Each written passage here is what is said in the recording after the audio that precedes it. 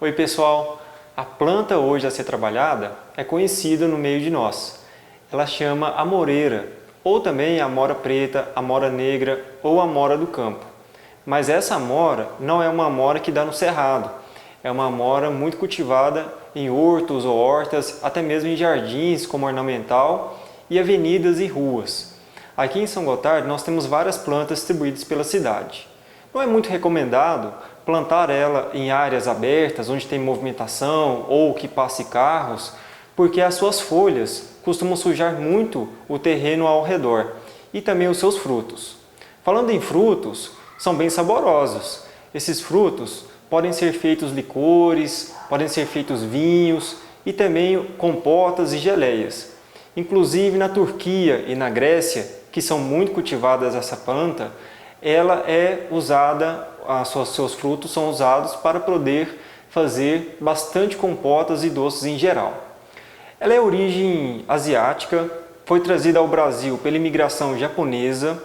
Na Índia, essa planta foi muito e é muito utilizada ainda como uma planta para ser como alimento, servir como alimento do bicho da seda, porque rendia a seda para as Índias e outros continentes e depois exportado.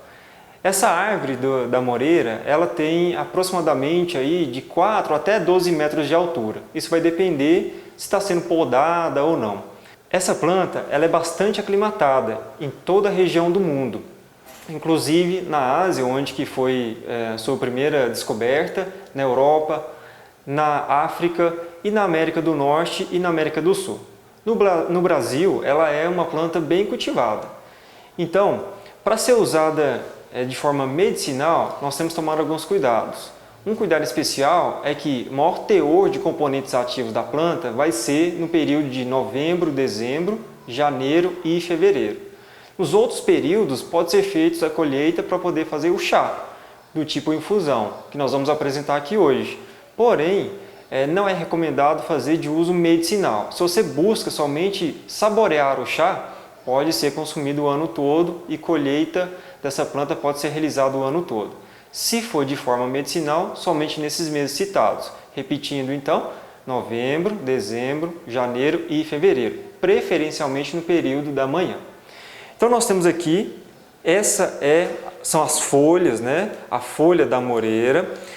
A folha dela é relativamente grande, é um pouco denteada na forma de dentes aqui, e essa é uma folha boa para se fazer um chá. Nós temos duas outras folhas aqui que eu trouxe para vocês. Essa folha já não é uma folha adequada para se fazer o chá, inclusive ela tem presença de fungos aqui, que mesmo se a folha esteja verde, né, nessa tonalidade aqui, não pode ser utilizada. E essa folha está perdendo a tonalidade verde dela, passando a ser amarela, né? Então também deve ser descartada. A quantidade a ser utilizada da amoreira é de 0,4 a 0,6 gramas de folha rasurada, ou seja, rasgada.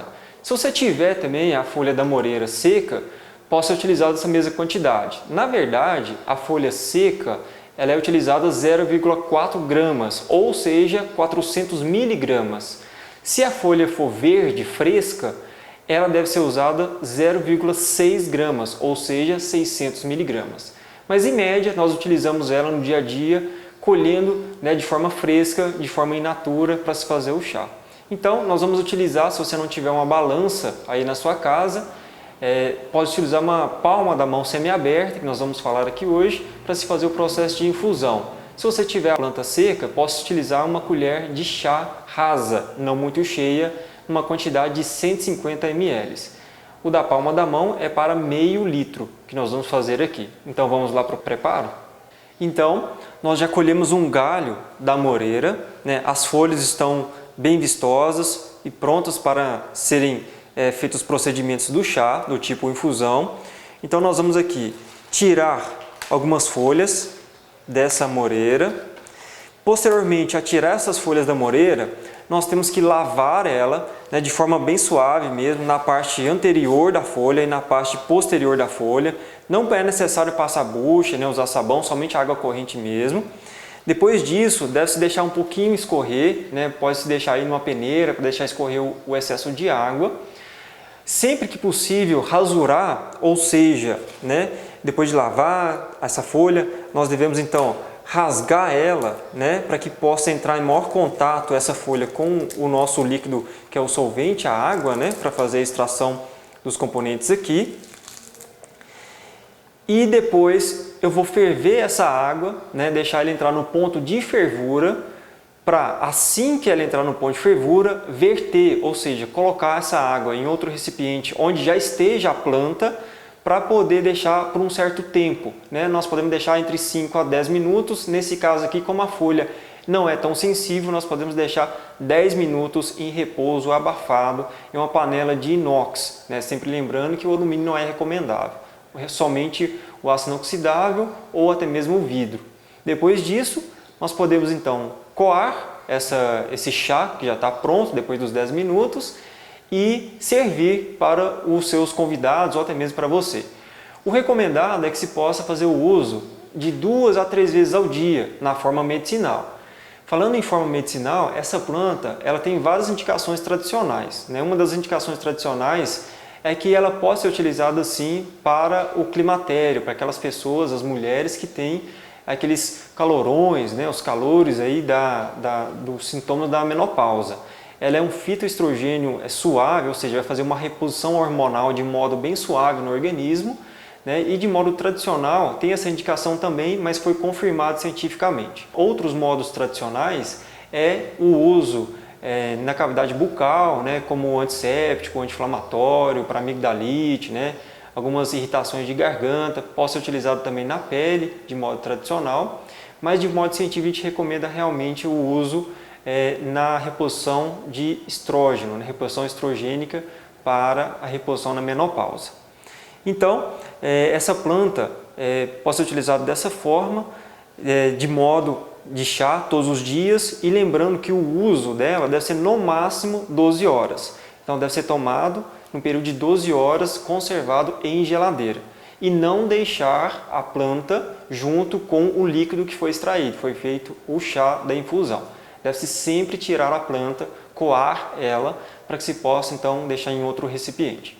Uma dica nossa é que se as mulheres, né, têm um histórico aí de câncer, de útero ou de mama, nós não recomendamos o uso dessa planta para reposição hormonal, de uso oral, porque ela pode interferir, né, os artigos científicos, os estudos científicos relatam isso, e é um indicativo como uma precaução realmente, porque ela tem um potencial menor de provocar algum tipo de dano, né, a nível de células aí de cânceres, né, de útero ou de mama, mas a nossa recomendação é que não se use nenhum tipo de hormônio, inclusive os naturais. Então, fique ligado nessa dica. Então, pessoal, após saborear o chá da moreira, que vocês fizeram em casa junto comigo aqui, né, é sempre um prazer, né, compartilhar as informações com vocês. Porque eu acho que é um dever do ser humano e nós, como profissionais da saúde, compartilhar as informações para que vocês tenham acesso de fazer de uso muito mais correto do que em literaturas que nós temos aí muitas vezes vagas. Então fica a nossa dica de hoje, espero que vocês tenham gostado, espero vocês no nosso próximo programa. Farmácia Verde aqui se faz presente, cultivando saúde.